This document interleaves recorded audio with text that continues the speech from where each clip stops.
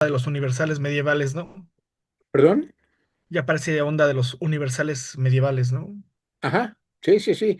No, es que la urdimbre que está tras esta presentación, por eso lo quiero compartir con ustedes, me resultó de gran utilidad para atar cabos. Y bueno, ya iremos viendo por qué. Ahora seguimos entonces compartiendo.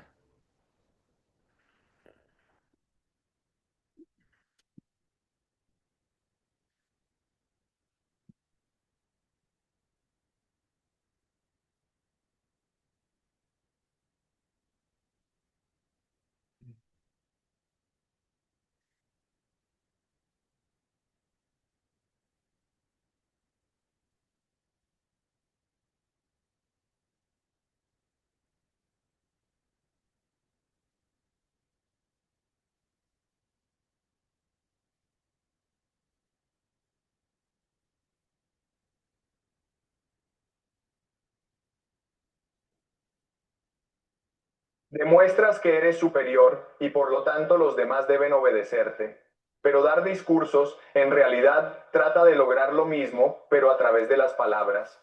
Así que, en lugar de hacerlo por la fuerza, lo haces a través de la belleza y la verdad. Estás tratando de crear una nueva realidad a la que otros se sometan. Y el ejemplo, por supuesto, es el discurso entre Odiseo y Aquiles. Recuerden el contexto. Aquiles se enfurece con Agamenón y se niega a pelear. Y los troyanos, liderados por Héctor, están destruyendo a los griegos. Así que Agamenón, Odiseo, Néstor y los demás tienen un consejo de guerra y acuerdan que irán a rogarle a Aquiles que vuelva.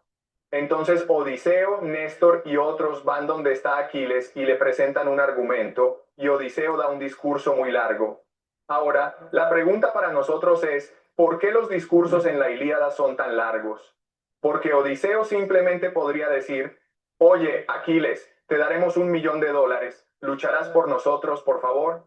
O también podría decir, hola Aquiles, estamos perdiendo la guerra, deja de ser un idiota, ven a pelear con nosotros. Podría hacerlo muy, muy corto. ¿Por qué es tan largo? Y luego Aquiles en su respuesta podría decir simplemente, no, pero también ofrece un discurso muy largo. Y la respuesta es que no están tratando de responderse el uno al otro, están tratando de crear su propia realidad. Así que con un discurso, lo que realmente estás tratando de hacer es proyectar una película al mundo. Estás tratando de crear una nueva realidad que otros deben habitar. Por eso dar discursos es como hacer la guerra. Estás tratando de crear tu propia realidad e imponerla a los demás. Así que recuerden lo que está haciendo Odiseo. Él sabe que para Aquiles todo se trata realmente del honor, de la reputación.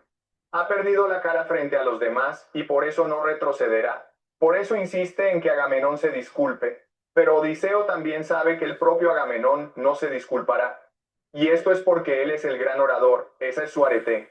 Lo que va a tratar de hacer es crear una nueva realidad que Aquiles pueda habitar y que lo convenza de unirse otra vez a la guerra. Entonces, ¿cómo hace eso? Lo que hace es expandir la imaginación de Aquiles. Por eso el discurso es tan largo, porque está tratando de crear una nueva realidad emocional para Aquiles. En este momento Aquiles es egoísta. Entonces, ¿qué le dice Odiseo? Lo primero que dice es, Aquiles, quiero que imagines que esto ante nosotros es una gran fiesta. Podemos ver esta fiesta. Ahora quiero que imagines qué es lo opuesto a esta fiesta, un gran desierto donde todos estamos muriendo, muriendo de hambre. Y esa es la guerra que estamos luchando ahora mismo contra los troyanos. Por eso te necesitamos de vuelta. Es una imagen poderosa. Y luego usa imágenes para llevar a Aquiles al presente. ¿Dónde está Héctor, este gigante, este dios que corre matando a todos los griegos que encuentra?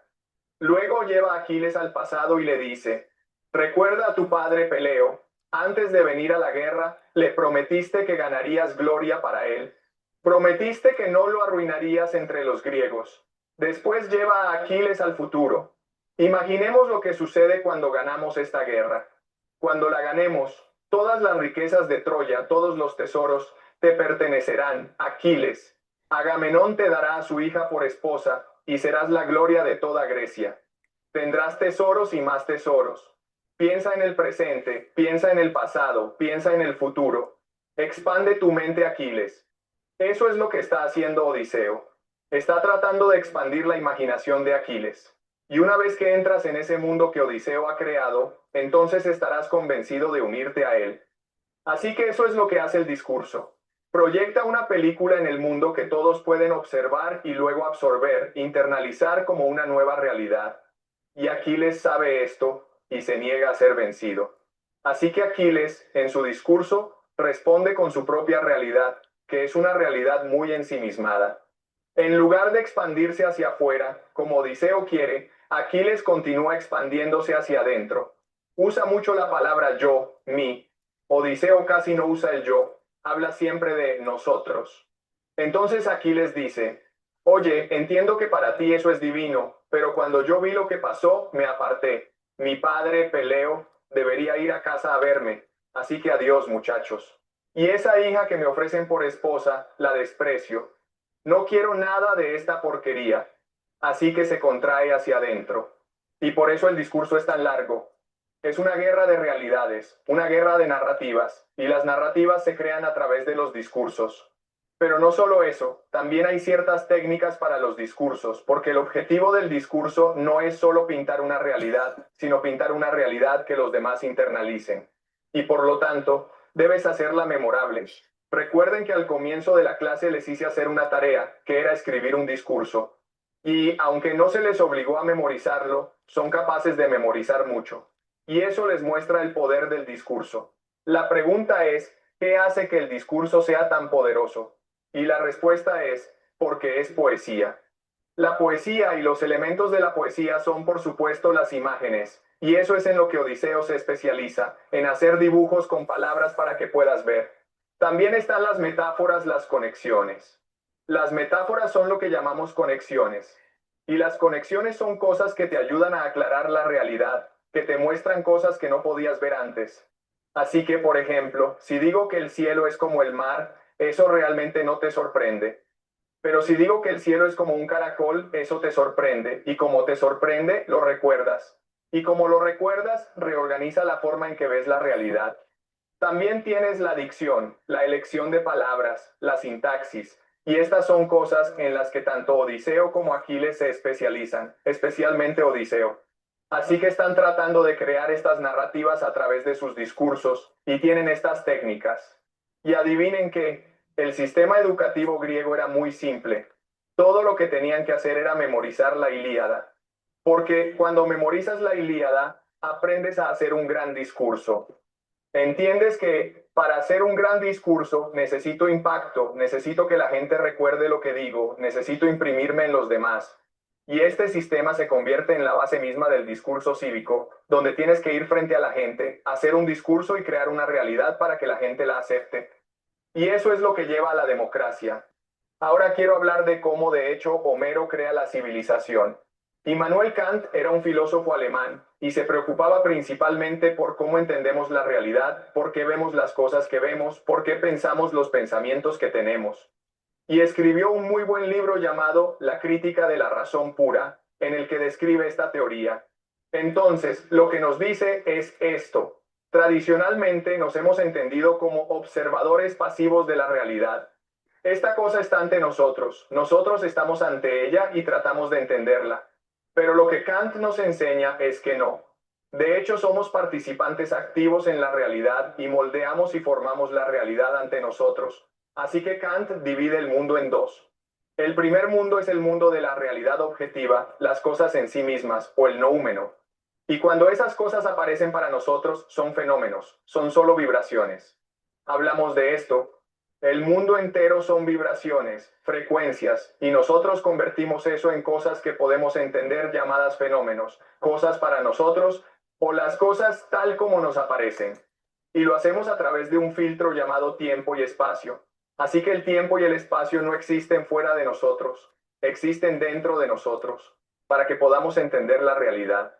Entonces, ¿qué significa tiempo? Tiempo solo significa secuencia. 1, 2, 3, 4, 5.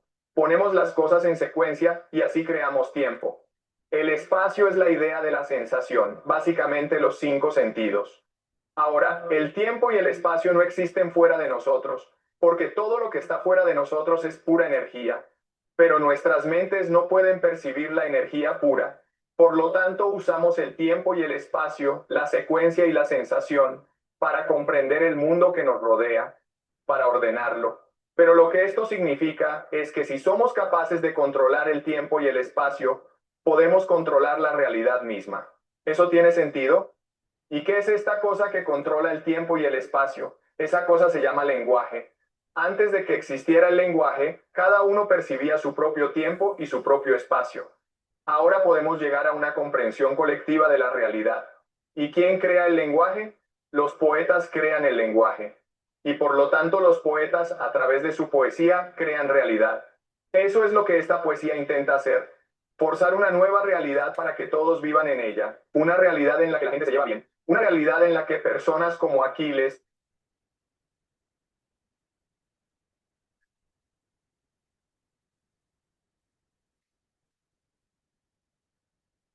Continúa, desde luego, el tema. Yo espero que ustedes lo puedan completar, que ustedes puedan seguirlo viendo, pero me gustaría retomar esto último, cómo el poeta crea realidad,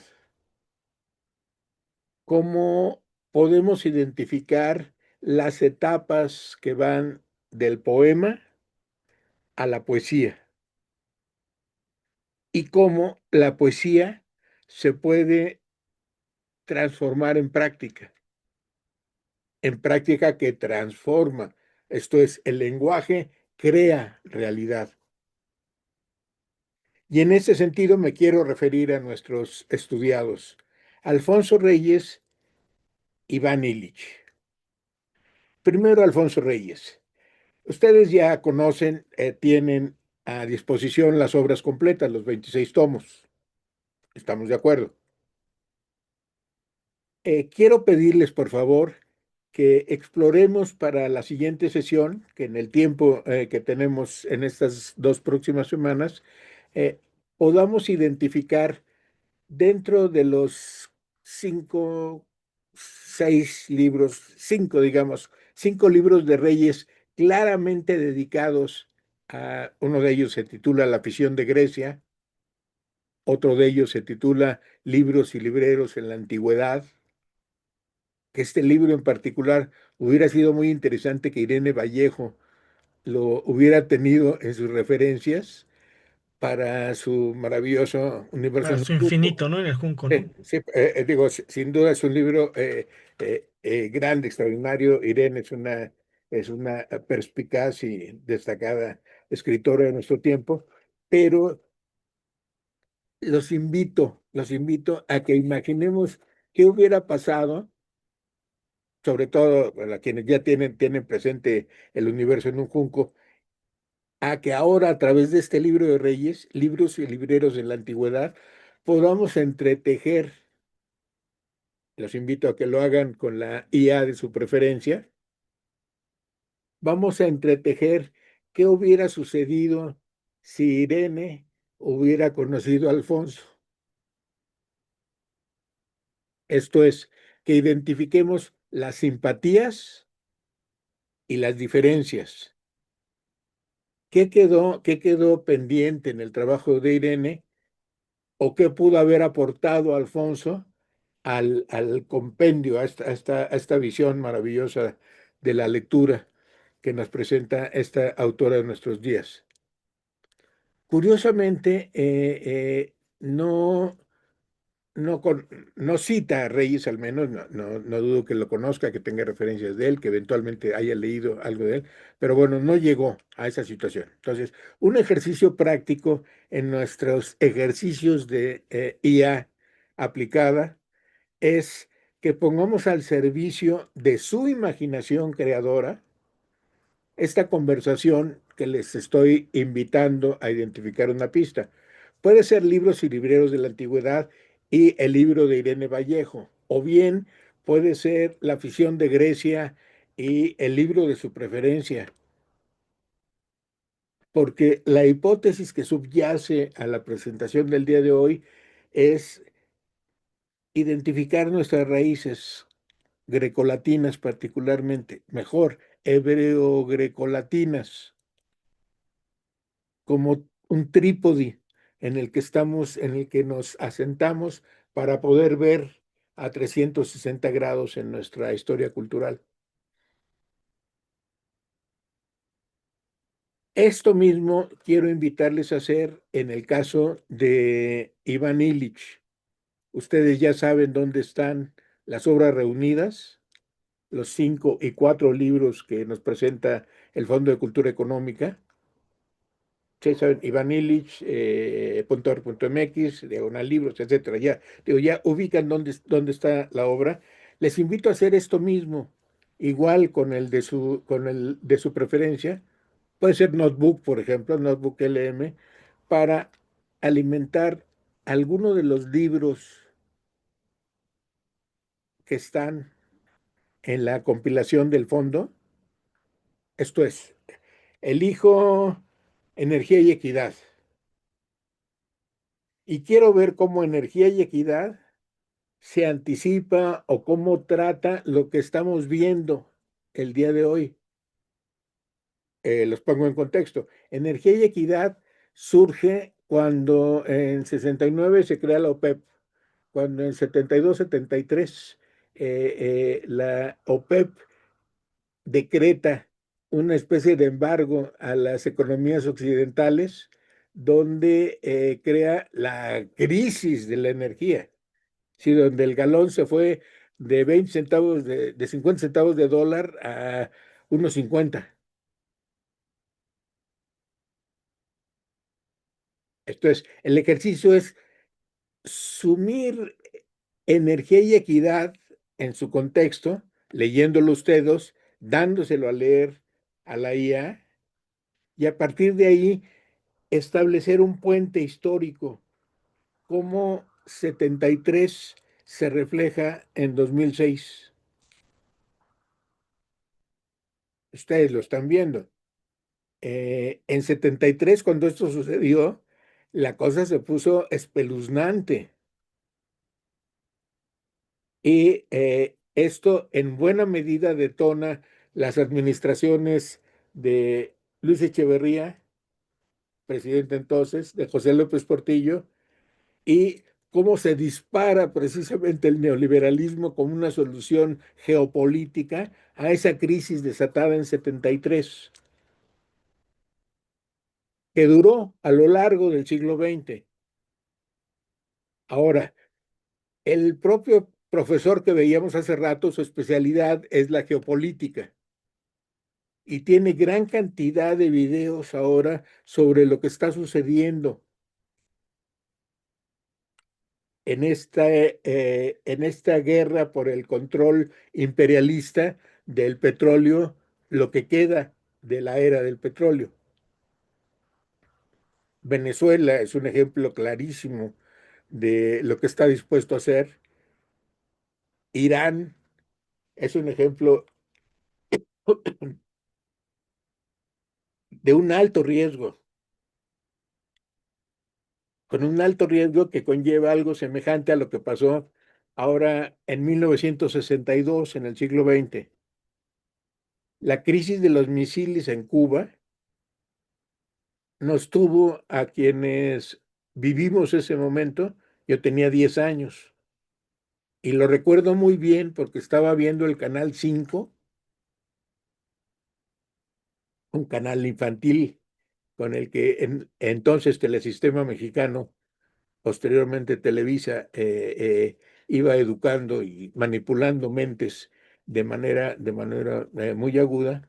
Bueno, yo estaba viendo al tío Gamboíno, a Chabelo, a quien ustedes gusten, y de repente interrumpimos esta transmisión porque está a punto de desatarse la guerra nuclear aquí en el Golfo de México.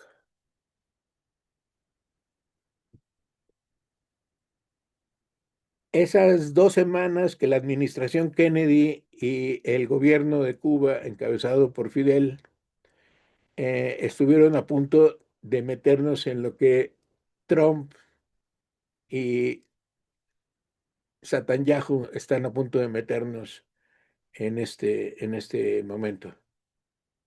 Es difícil que podamos hablar, valorar de lo que una guerra nuclear representaría en este momento.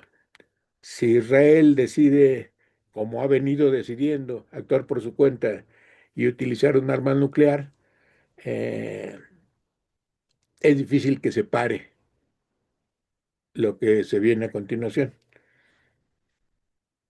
Vamos, no hay eh, más que recurrir al pensamiento de Einstein, ¿no? Cuando lo interrogaban sobre las armas que se utilizarían en la Tercera Guerra Mundial.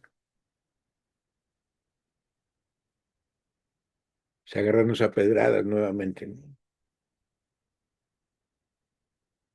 Y esto, pues bueno, nos transformará la vida de manera sustantiva en ese escenario de riesgos ya no tan remoto en el que estamos viviendo actualmente.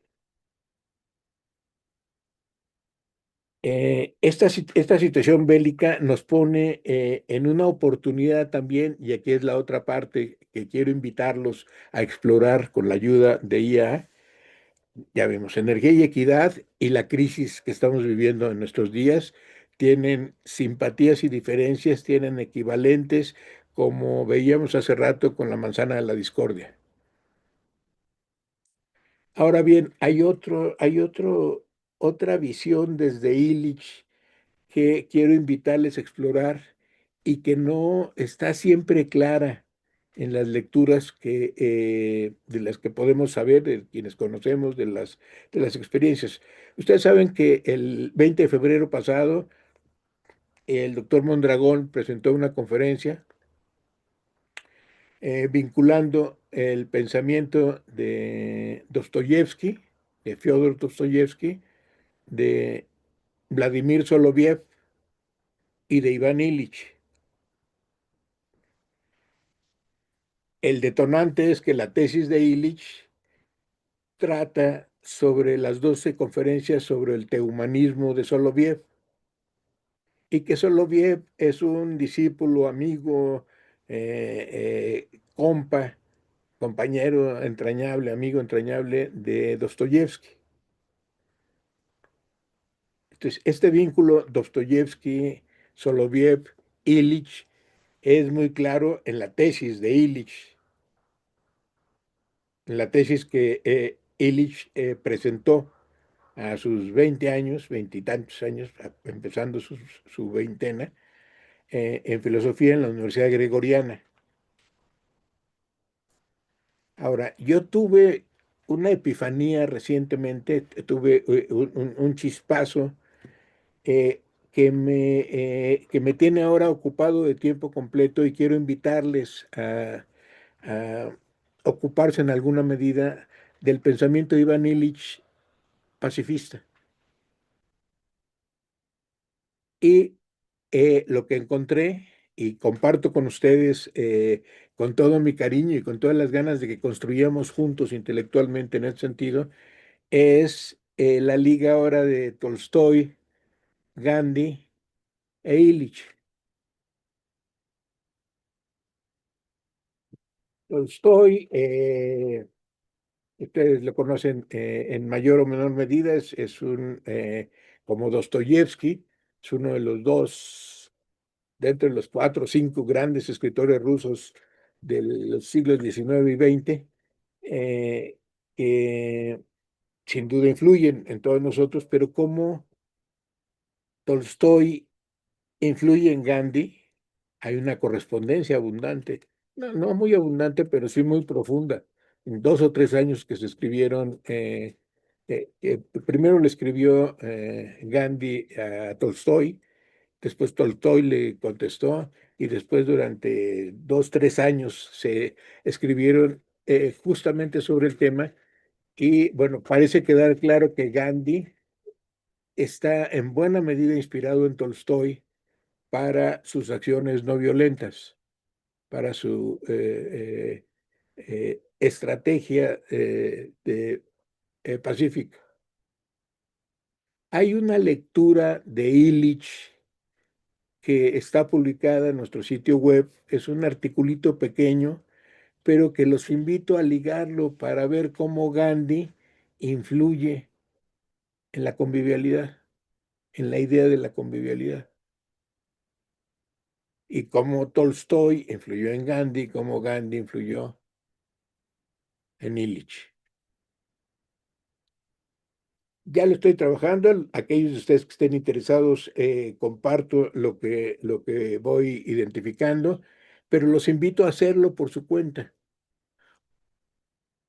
Esto nos permite ligarlo con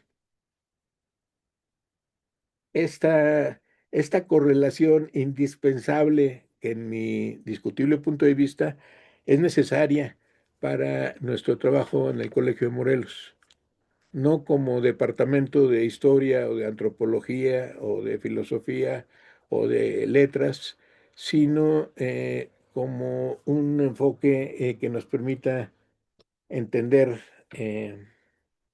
este afán de saber que por cierto también comparto con ustedes. Me he encontrado con Adolfo Menéndez Zamará.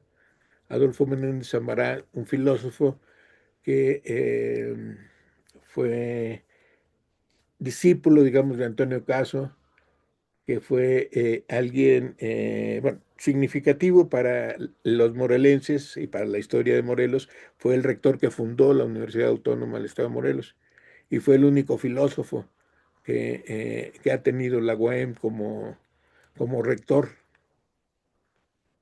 Pero a lo que quiero ir que Adolfo Manuel Samará es un filósofo poco conocido, murió muy joven,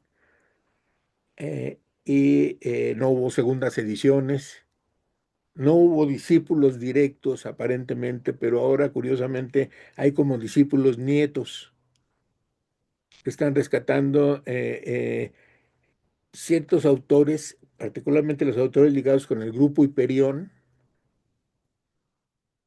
Leopoldo Sea, Luis Villoro, Sánchez MacGregor, Emilio Urangas, Jorge Portilla, Ricardo Guerra, los filósofos, digamos, del medio siglo mexicano, que irrumpen en el medio siglo mexicano, y de ellos, entre ellos quedó olvidado porque no era adherente al grupo Hiperión, Adolfo Menéndez Zambrano, un discípulo de Caso, les decía, pero que en este momento de la Liga del pacifismo de Tolstoy, del anarquismo cristianismo pacifista de Tolstoy, a el espiritualismo pacifista comunitario de Gandhi, a la idea de la convivialidad de Ivan Illich. Bien, dejo hasta aquí las invitaciones. Utilicen, por favor, en el sentido que hemos tratado de darle a la IA quién manda aquí, quién es el jinete y quién es el caballo. Es La muy fácil. inteligencia natural, ¿no? Ajá. Nada más sé como notita, Notebook ahorita no está sirviendo. ¿Notebook no está sirviendo? Mm, mm. Yo Yo todavía lo sé como hasta por el martes, miércoles y ayer y hoy quise hacer algo y no. Manda ahí luego que uno quiere entrar un aviso en rojo que dice que, bueno, que no está disponible y te manda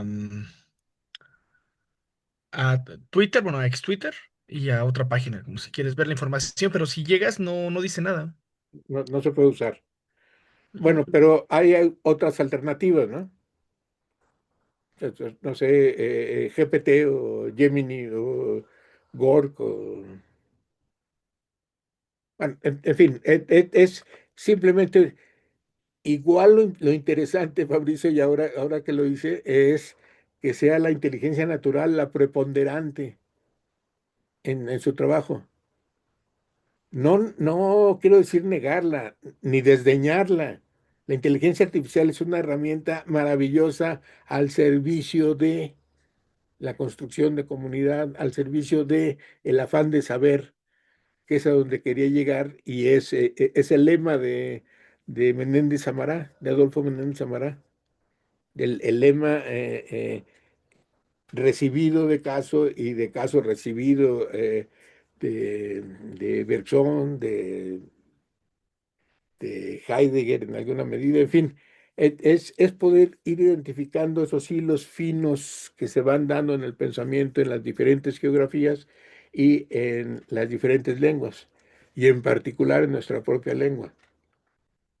La expresión del pensamiento, el afán de saber, son características alfonsinas, son las características de ese humanismo mexicano que estamos conformando nosotros, que nosotros les estamos dando vida, que no se reconocía a sí mismo por las razones que fuera de manera tan generalizada como está empezando a suceder ahora. Ahora podemos rechazar, criticar o adscribirnos al humanismo mexicano haciendo, forjando, haciendo, para volver a nuestro video de hace rato, poesía en la práctica, haciendo con el lenguaje una forma de transformación tan profunda que efectivamente tenga como propósitos la justicia y la paz, la equidad, la convivialidad. Bueno, entonces queda el video que veíamos hace rato del profesor Chuequín, como le digo, parodia por su nombre. Queda también que ustedes pueden explorar con la serie de videos que tiene esto, hasta donde se puede ver, es una IA muy bien montada, con argumentos muy bien montados y que nos permite tomar aquello que nos pueda ser de utilidad. En lo personal, para mí en particular, es una de las voces más interesantes en cuanto a entender la geopolítica del momento y reconocernos en la situación en la que estamos. Desafortunadamente, la fiebre futbolera tiene tomada una gran porción de la conciencia social que inhibe el reconocimiento de los riesgos, de la situación de riesgos en la que estamos como especie humana, como mexicanos, como un subconjunto propio de la especie humana y que nos implica profundamente. No quiero sonar catastrofista, pero la vida nos puede cambiar de la noche a la mañana de una forma radical para el alimento, para el agua, para la gasolina, para lo que está en un extremo de este análisis de riesgos. Eso se empieza a ser cada vez más probable, de lo poco probable que era a un poco más probable. Las condiciones de esta alteración en el modelo de negocios mundial, tomando el símil de lo que pasó en 1973 con la llamada crisis de energía, y desde entonces seguimos en crisis. Medio siglo después, más de medio siglo después, seguimos en la misma crisis que ahora tiene la ingrata característica de agudizarse de nuevo. Lo que va a pasar a partir de 2006 a los próximos años va a estar presente en nuestras vidas.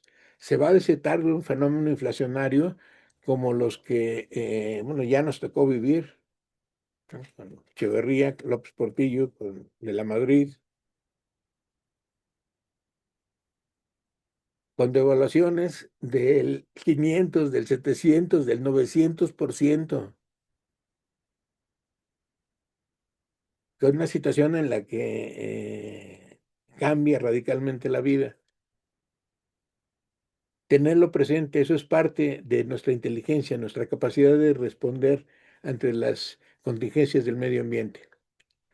Y en lo que respecta a nuestro seminario, empezar a tejer la urdimbre de cómo el pensamiento de Iván Illich está en ustedes, se puede expresar en en su trabajo y el pensamiento de nuestro Alfonso Reyes, que sería el tópico final para que pudiéramos tener presente.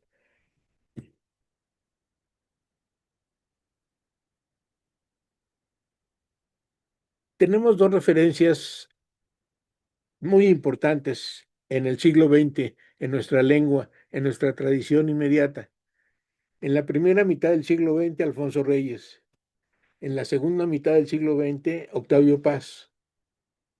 No quiero decir que sean los únicos, pero sí quiero ser muy enfático en que son dos baluartes en, en nuestra tradición de pensamiento humanista. Esos dos baluartes se complementan con un tercero, nuestro austriaco o ocotepeño, dalmaciano, norteamericano, brasileño, eh, Iván Illich.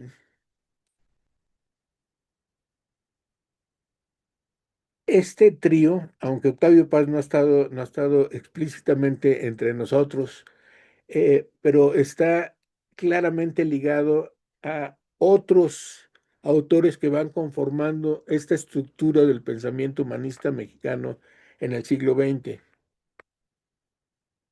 No es algo que existe ya como una tradición del pensamiento, sino que se está conformando entre nosotros. Ustedes particularmente son quienes tienen esta oportunidad o esta tarea, según se quiera ver, de poder conformar una tradición del pensamiento propia, que enfrente al inminente y agresivo espíritu del imperialismo de nuestros días. Tengan presente que a finales del siglo XIX y principios del siglo XX, bueno, de hecho, el año 98 da origen a una generación literaria, pero sobre todo da origen a un momento histórico en donde un imperialismo se transforma o se transfiere hacia otra forma de imperialismo, como condiciones geopolíticas mundiales.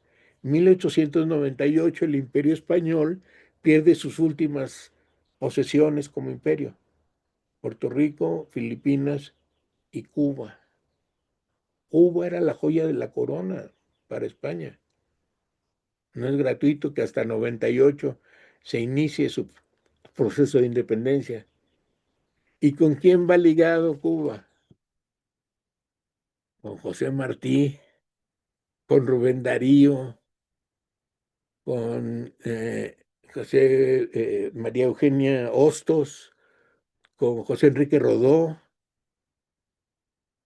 con aquellos que se oponían al imperialismo español y preveían el riesgo del imperialismo norteamericano sobre nosotros. El siglo XX, bueno, fue determinante. Estamos recolonizados con Walt Disney, Hollywood y Televisa para tener el refuerzo local. Es urgente la emancipación del pensamiento propio en esta condición, en este momento histórico particular. El poder mantener más o menos ajeno, vean ustedes los precios de la gasolina cruzando la frontera con Estados Unidos y el fenómeno que ya se está dando de habitantes de los Estados Unidos que vienen a llenar sus tanques, como sucedió en 73, aunque ahí duró unas semanas. En nuestro caso puede durar mucho más porque la política, la estrategia de soberanía energética y alimentaria son fundamentales ante el neoimperialismo. No es neoliberalismo, es un neoimperialismo con una capacidad de dominación como no lo ha tenido ningún otro en la historia. Están metidos en la conciencia de cada uno de nosotros. Sus intereses se van haciendo carne de nuestra carne de una manera cada vez más hegemónica y amplia. Bueno, quiero, si ustedes me permiten, poder hacer una recapitulación de la sesión del día de hoy. Empezamos con un recuento de la Ilíada, de algunos elementos de la Ilíada, el cual creo que ya resulta obvio, no hay ni qué sugerirlo, ni mucho menos qué pedirlo. Hay que tener presente el estudio, el conocimiento de la Ilíada, porque está aquí en nuestros días. La manzana de la discordia está aquí, como sagazmente pudo ver Fabricio hace un momento. La guerra del Peloponeso están aquí, están en nuestros días.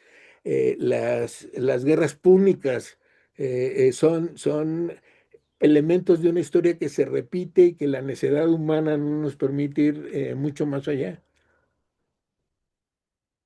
Entonces, son los temas de la reflexión. Y ante esto, bueno, el afán futbolero y de Shakira y eh,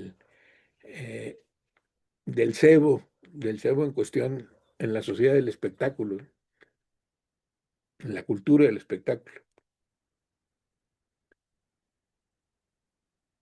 Entonces, si les parece, pues nos quedamos los tres, pero bueno, nosotros tres me interesa mucho que estemos presentes en esto. Tengo gran confianza tanto en José Antonio como en Fabricio y sé que por ustedes vale la pena hacer lo que se está haciendo.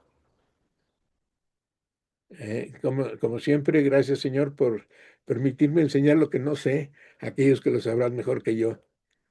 Ahí de ustedes queda.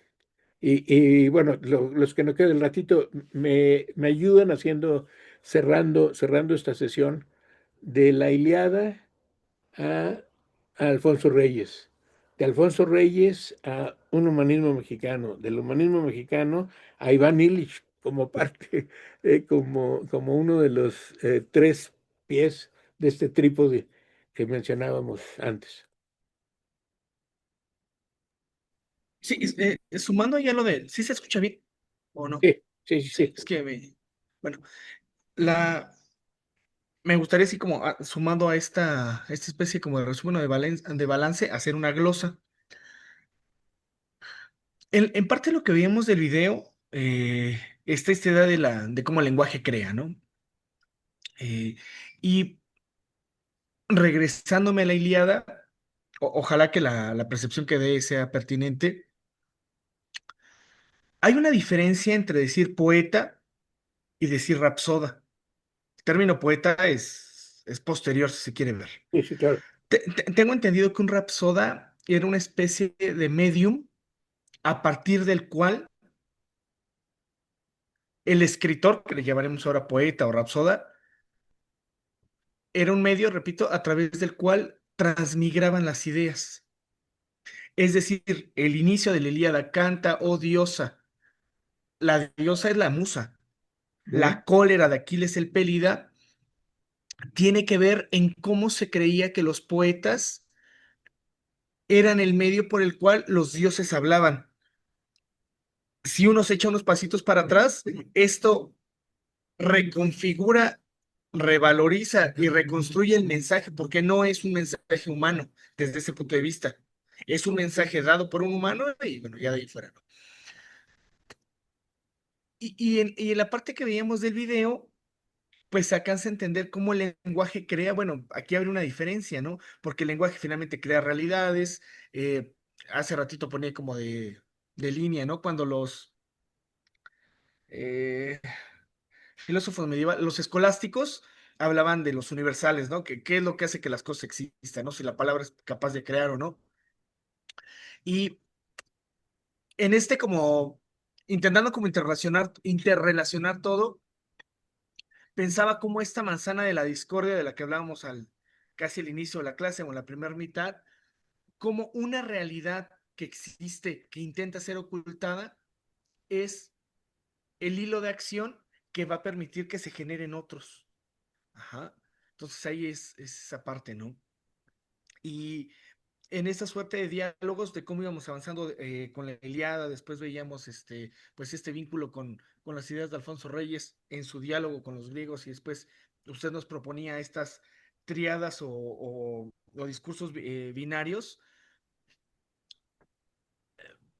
Eh, yo creo que hay ciertos pensadores que uno puede acercar a varios temas, pero en el caso de Alfonso Reyes e Iván Illich, O sea, su categoría de polímatas nos permite ponerlos como caballito de Troya de cualquier cosa. O sea, tienen esta cualidad de poderlos, sin tanto esfuerzo, esfuerzo en el sentido de forzar el intento o el pensamiento hacia los distintos temas.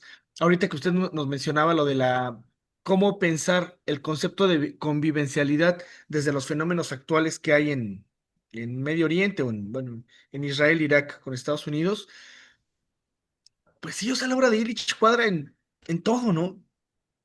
Cuadra en todo. Eh, Y pues no deja de ser ahí como que el esfuerzo de estar haciendo, ¿no? Este ejercicio intelectual de poder relacionar. Y pensaba, no sé si usted tenga planeado para otros periodos, otros semestres, igual un curso monográfico de paz, ¿no? Que entiendo que es uno de sus intereses. En mi caso con paz, pues he leído, o mi acercamiento es menor, pero también es raro, ¿no? O sea, pensaba hace ratito que nada más mencioné el nombre de Chomsky. Después de lo que salió de Epstein y de los correos que le mandó Chomsky, empezó a ver como nuevamente el discurso, ¿no? De si se puede separar la persona de la obra, ¿no? Porque en los correos, no sé si los vieron, bueno, eh, pues Chomsky se pone del lado de Epstein, ¿no? Así, no, no te preocupes, amigo, te están difamando, esto va a pasar, bla, bla, bla, ¿no? Y la esposa de Epstein, digo, de la esposa de Chomsky, dice que, bueno, ya sus capacidades han mermado con el paso del tiempo y que también ha sido muy noble en el sentido como de crédulo para algunas cosas. Porque uno lo ve cuando opina de de la democracia norteamericana, bueno, no es crédulo, ¿no? Es duro, ¿no? Y se le agradece. Pero me regreso otra vez a lo de paz, ¿no?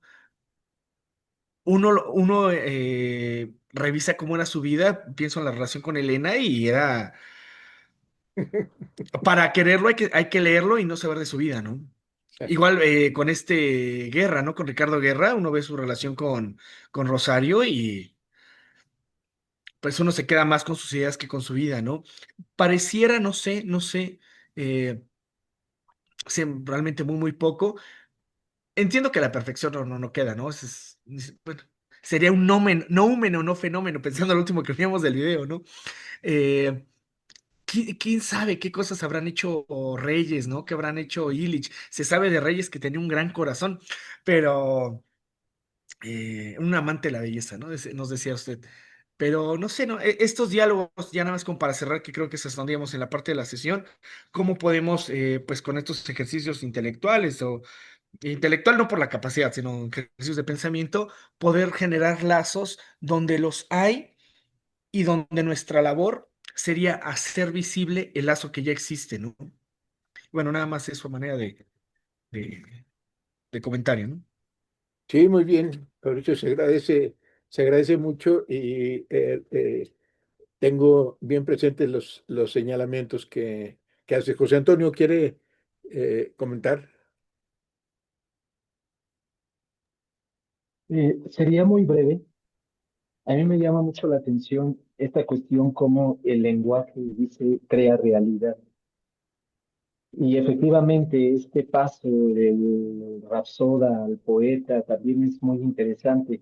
Pero también se me viene a la mente el papel de la hermenéutica o de este Hermes como este semidios que es el único que conoce digamos, el mensaje que quiere dar los dioses a los hombres y pues él tiene que interpretar, tiene que hacerlo comprensible para que los hombres lo comprendan, lo entiendan y tengan un sentido cabal de lo que los dioses quieren para ellos, ¿no? En este sentido, digámoslo así, no solamente se trata de que el lenguaje crea realidades, o crea una realidad, sino también como hay una nueva oleada que viene de un poco de un alemán, Gabriel Marcus, en Italia de Ferraris, discípulo de Gianni Vattimo de Derrida, y en América Latina de Beuchot y Jerez en Argentina, que hablan de un nuevo realismo. Y hay un libro muy interesante que se llama Nuevo Realismo, dar con la realidad. Es decir, que no solamente el hermeneuta, digámoslo así, crea sentidos o que el lenguaje inventa, crea realidades, sino que hay ya realidades que hay que dar con ellas, ¿no? Y que muchas veces precisamente en la vida cotidiana hay realidades que hay que desentrañar, que hay que desocultar para poder comprender, mirar la intencionalidad, es decir, discursividades, narrativas, retóricas, ajá, que suenan a bienestar, a progreso, a libertad, a paz, pero que no damos con esa realidad, sino totalmente lo contrario, ¿no? Con una colonización, imposiciones de vida, esclavitudes, etcétera, etcétera, ¿no? Por eso un trabajo también del poeta, del rapsoda, del hermeneuta, como se le quiera denominar, es dar con esa realidad para poderla emancipar, ¿no? O liberar, ¿no? Digo, no tan romántico el asunto, porque pues tiene que ver primero con una cuestión muy personalísima de construcción y de muchas cosas más, ¿no? Pero eso es interesante, porque efectivamente hay narrativas cargadas de perversión altísimas que a veces no la logramos ver. Entonces, por eso dicen estos cuates, Marcos, Ochoa, Jerez, Ferrari, dicen, hay que dar con la realidad, ¿no? No la podemos negar. Hay pobreza e injusticia, sí, pero hay que dar con ella, ¿no? Eso no solo es creación del lenguaje, sino es una realidad que también está ahí, ¿no? Y que obviamente tampoco se trata que la real, como un realismo ingenuo, de que primero es lo real y luego no, pero tampoco es que todo esté creado por lenguaje, sino una cuestión de mediación, ¿no? Entonces es interesante, me cruzó todo lo que hoy se relacionó con las propuestas filosóficas de este nuevo realismo que ahorita está muy en boga en el ambiente filosófico. Así es que agradezco mucho cómo efectivamente, como dice Fabricio, sin la necesidad ¿cómo llamarlo?, de adelgazar la interpretación, de forzar la interpretación de Reyes, de Illich, o sea, cómo efectivamente son contemporáneos, o sea, son lo que usted decía, poetas, profetas, o sea, siguen diciendo mucho al hoy, por eso se cruzan con muchas propuestas de pensamiento que se presumen actuales, ¿no? Gracias. Sí, agradecido igual por esta posibilidad de pensar juntos. Creo que una de las ventajas que tiene el establecer grupos como el que hemos logrado conformar es pensar juntos, ayudarnos a esclarecer los conceptos y a responder a las necesidades de esa nueva realidad, de esas nuevas condiciones que desde luego van más allá que una concepción totalitaria del lenguaje, de pensar que todo es lenguaje, sino eh, ubicar en el momento del proceso cada una de las etapas en donde el lenguaje interviene. De los rapsodas a los poetas, de los poetas a los profetas, de los profetas nuevamente a los poetas, esta condición de continuidad entre poema, poesía y práctica, de cerrar el ciclo en ese hacer el mundo habitable como resultado del pensamiento, como resultado de la reflexión, como resultado del afán de saber que caracteriza al, al que, al revés del que cree que sabe, eh, pues mantiene viva una llama de necesidad de saber. Pues nuevamente, como saben ustedes, agradecido por la oportunidad de aprender juntos y invitándolos a que podamos explorar cómo Homero sigue estando presente a través del tiempo en eso que identificamos o que podemos identificar como filósofos, poetas, profetas, sí, donde hay una continuidad entre lo que digo y hago, entre lo que callo y sueño, entre lo que sueño y olvido, la poesía. Bueno, pues nuevamente, de verdad, agradecidos. Estamos en la forja del libro y de la revista. Los mantendré al tanto de lo que suceda. Ayúdenme, por favor, con el resto de los compañeros del grupo. Yo entiendo que hay diferentes niveles de entendimiento y de afán de saber, pero sí les estoy muy reconocido por esta triada, porque nosotros tres estamos metidos en esto. De verdad me da un gran aliento eh, para no estar tan desesperanzado ante eso que puedo leer, ante esa realidad que puedo ver y que está sucediendo delante de nosotros. Realmente me angustia, me tiene muy, muy ocupado en el pensamiento, las escaladas que se están dando, la repetición ingrata que veo en las guerras púnicas o en las guerras del Peloponeso, ¿no? No sé si es obsesión personal, pero bueno, algo va quedando de esto. Y pues que Homero esté presente entre nosotros. Les agradezco mucho, Fabricio, Una por... duda, ¿la universidad sigue cerrada? ¿Eh? O sea, sé que la UEM está cerrada, pero el Colmore también, o sea, en tanto que están en Morelos, pues No, los no, no, dos. el Colmore está funcionando. No, yo les preguntaba al principio porque estaba marcado como día de asueto, ¿no? El sábado de gloria. Pero el sábado de Gloria es hasta después del jueves y Viernes Santo, ¿no? Que son la próxima Sí, semana. sí, sí, sí, claro, sí, Ah, sí. la próxima, sí. Bueno, pues nuevamente agradecido estamos en cuanto tenga listo, lo subo, les paso la referencia en el chat de WhatsApp del video. Claro. Y ya nada más hay como una notita, ¿no? Cómica. Hay un momento donde Borges escribe respecto a Homero que varias ciudades se disputan su nacimiento, Ujú. pero nadie discute que era ciego, ¿no? Esa idea del ciego que escribe. Y es cómico, ¿no? Por lo irónico que es, ¿no? O sea, todos se discuten dónde nació, pero nadie repela que era un ciego que escribía, ¿no? Interesante, efectivamente, porque bueno, nos lleva a esa anécdota terrible, si es verdad, ¿no? Si efectivamente. Porque creo que no se los conté la anécdota esta que narra José Emilio Pacheco, cuando se acerca el presidente a Homero Aridgis, lo primero que le dice, y eso se me pasó y es crucial ahora que lo estoy viendo, le dice, oiga, Homero, me da mucho gusto ver lo que ya está usted tan bien, le dice el presidente a Homero Aridgis. Y bueno, se extraña, dice el Homero. "¿Pero cómo? ¿Por qué? Porque usted también. Sí, es que me contaron que usted era cieguito.